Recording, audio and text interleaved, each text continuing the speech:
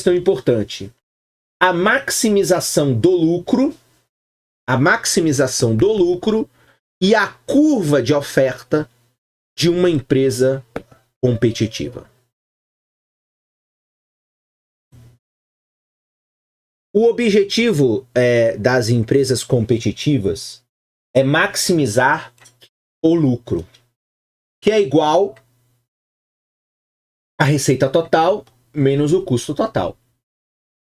Acabamos de abordar a receita das empresas.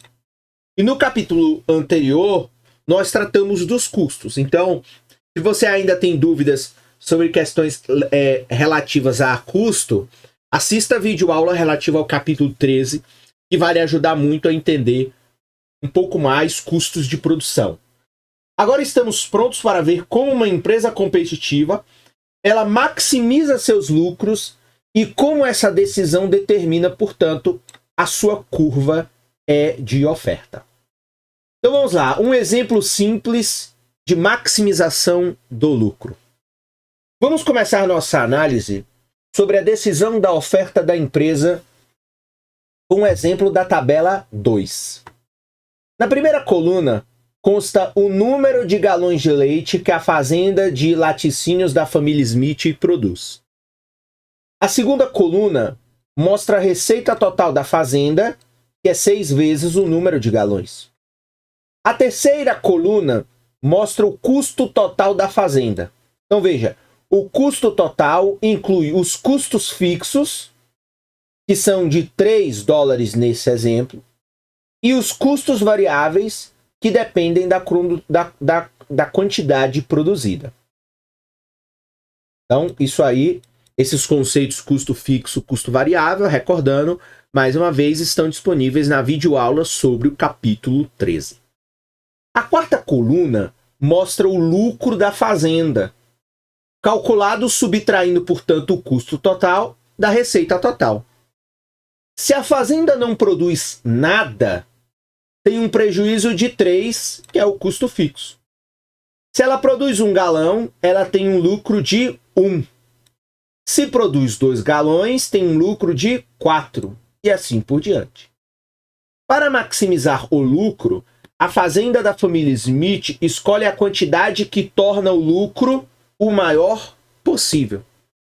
Nesse exemplo, o lucro é maximizado quando a fazenda produz 4 ou 5 galões de leite com um lucro de $7. Ok?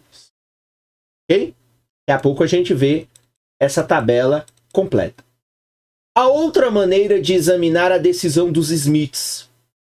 Eles podem encontrar a quantidade que maximiza o lucro, comparando a receita marginal e o custo marginal de cada unidade produzida. Na quinta e na sexta colunas da tabela 2, estão calculados a receita marginal e o custo marginal.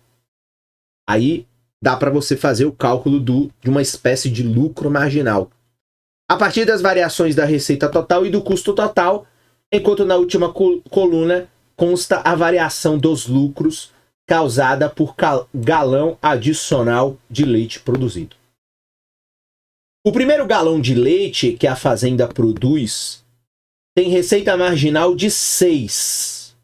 Então, o primeiro galão de leite que a fazenda produz tem receita marginal de 6 e tem um custo marginal de 2.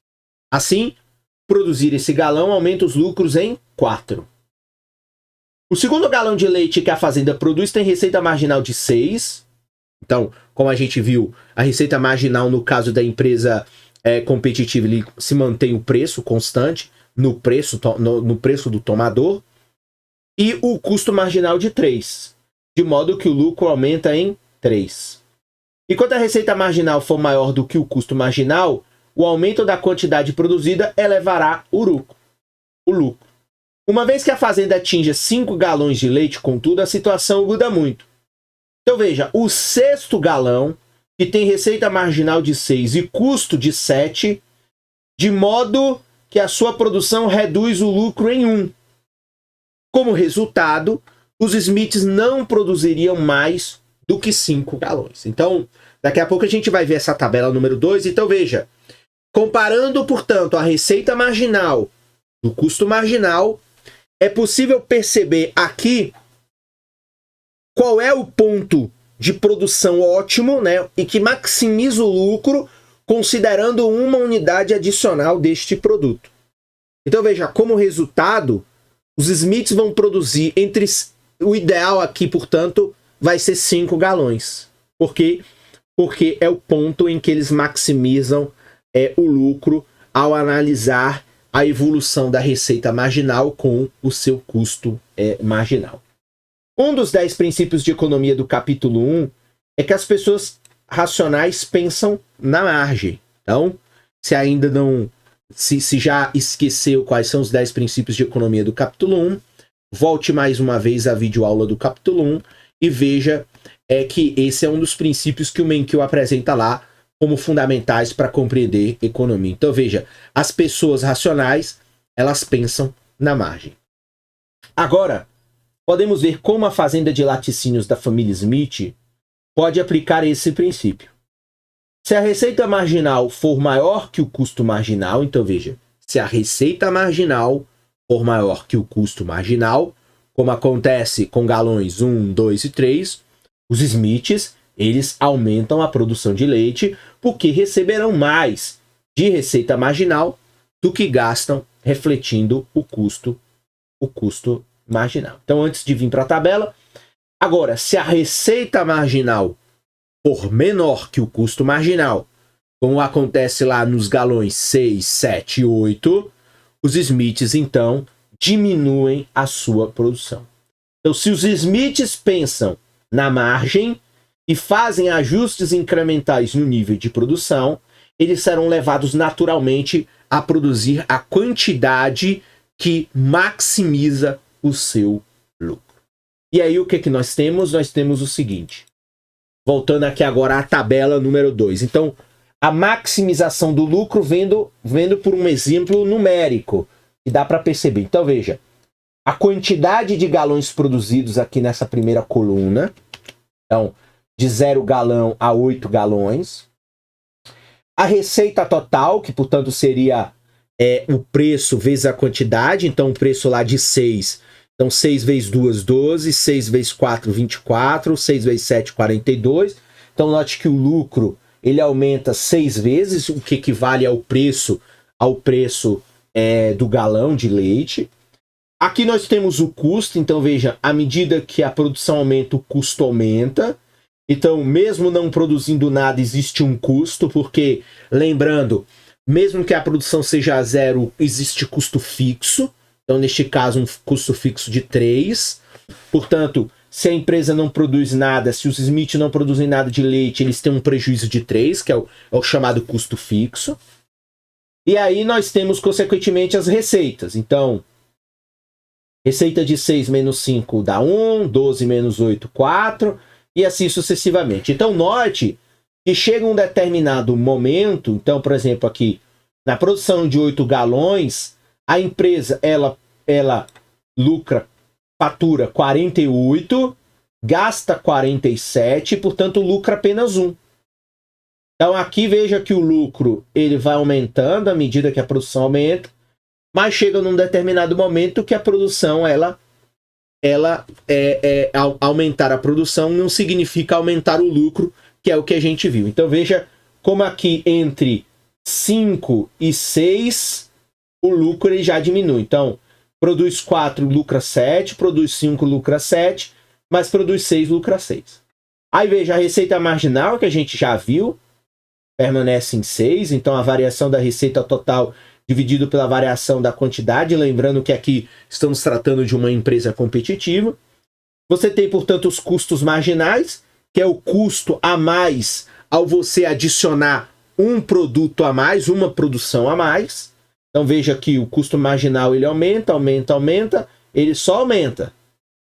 E aí veja que, consequentemente, a alteração no lucro chega a um determinado momento que zero. Então, mais uma vez, na produção de 5 galões, note que aqui o acréscimo já é de 0. Então, na realidade, a fazenda do Smith, ainda que o texto do Menkyu diga que eles não produziriam mais do que 5 galões, mas note que aqui a razoabilidade do ponto de vista teórico de pensar na margem mostra que os Smiths eles parariam na produção de 4 galões.